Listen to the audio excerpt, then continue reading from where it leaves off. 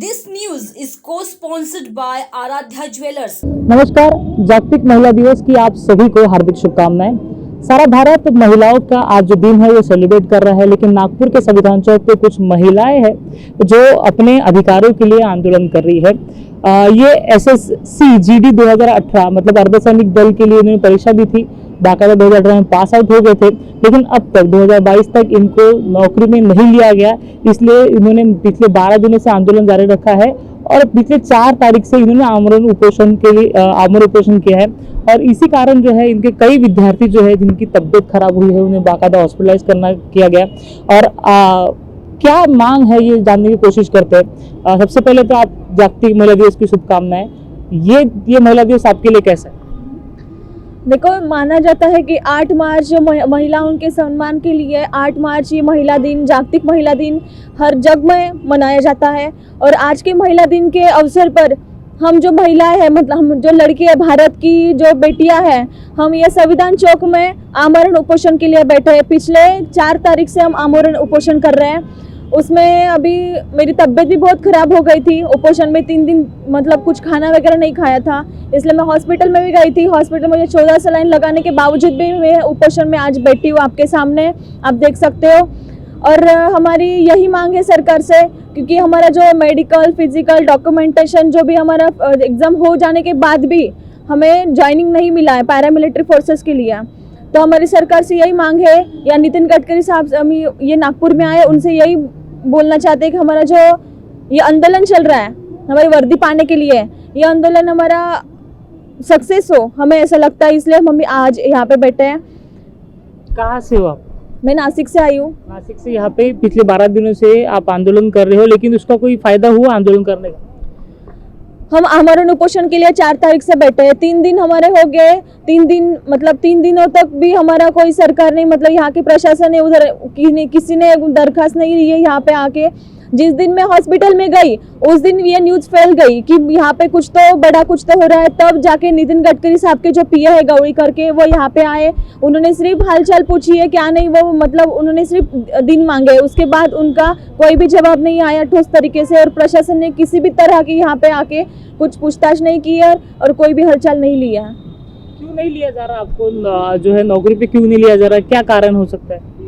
कारण तो सरकार ने हमें, मतलब केंद्रीय सरकार जो है, किसी भी प्रकार से हमें कुछ भी कारण नहीं बताया है अभी तक। तो यही हम लिखित स्वरूप से हम मांगते हैं सरकार से कि हमें ये बता दो, हमें ज्वाइनिंग नहीं दे रहे तो ये बता दो कि लिखित स्वरूप से हम मतलब क्यों हमें बाहर रखा गया है। तो केंद्र सरकार से हमें किसी भी तरह से कोई भी उत्तर नहीं मिल रहा है।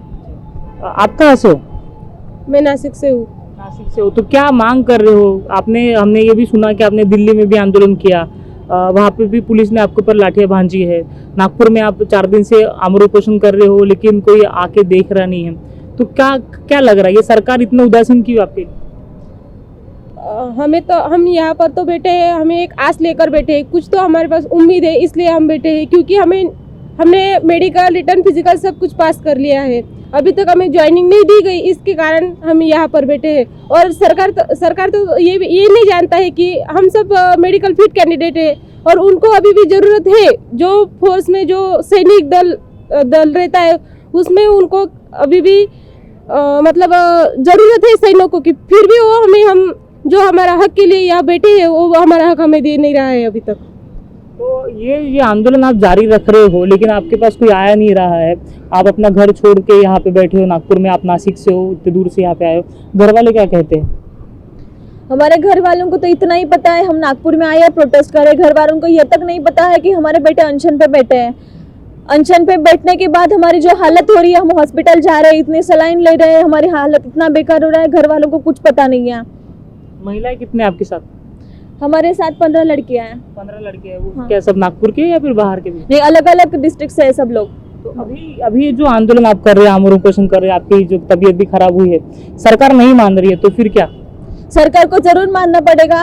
अगर हम आमरण उपोषण का मतलब यही होता है, जब तक हम मर नहीं जाते तब तक हमें वर्दी दे दो या फिर अर्थी दे दो, यही हमारा नारा है। हम आगे मतलब अंतिम समय तक हम ये टिका रहेंगे। तो आज पूरे विश्व में जागतिक महिला दिन जो है वो सेलिब्रेट किया जा रहा है।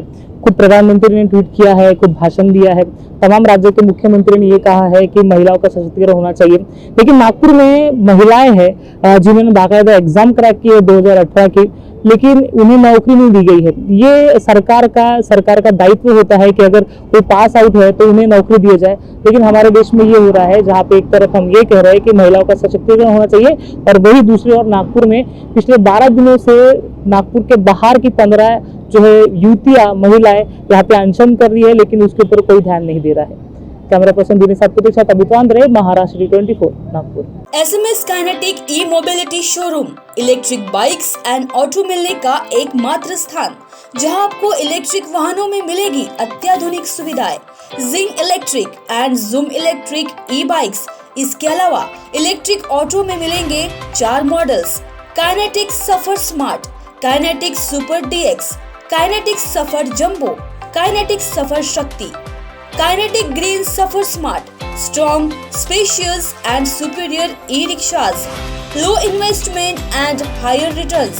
Visit us at Chitnis Park Square, Ruikar Road, Mahal, Nagpur. Contact us 9096 654447. सोचो स्मार्ट, खरीदो सफर स्मार्ट।